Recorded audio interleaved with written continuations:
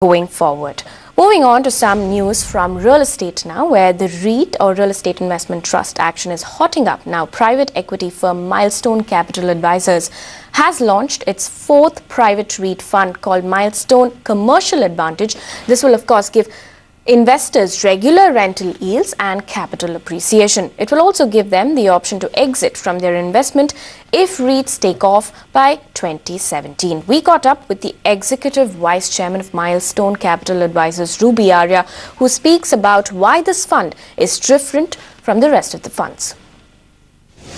It's basically a debt come equity product, so to say. So debt, of course, from the rental yields that the property, generates, and equity when, because of the capital appreciation in a falling interest rate regime, we expect that there will be good equity returns also to be earned on every single asset that we invest in. Okay, also tell us then, what are the kind of assets that you're looking at and what geographies you're going to look at? We have identified, projects in Hyderabad, in NCR, in Mumbai, in Bangalore and in Pune, where the fund monies will be invested in. Idea is that we should not only find the right property in the right location, but also where there is a good and healthy tenant mix. You're also looking at exiting out of REITs, I believe, and you've also identified assets for commercial assets in all of the geographies that you just spoke about.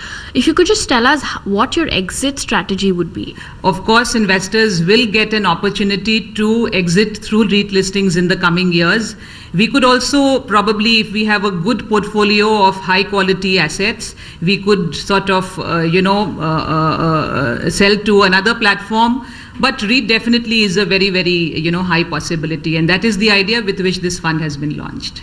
Also, with the new norms that have come in from SEBI recently, do you think there's a lot of money inflow, there's a lot of interest for REITs right now? What I think and what is holding people back as far as REITs is concerned is the fact that the commercial valuations of assets is still pretty depressed, and nobody would like to go in for a REIT listing with these kind of valuations. So I think given 18, 19, I think those are the years when the valuations would of course go up, because in most of the select micro markets, demand is more than the new completions which are taking place.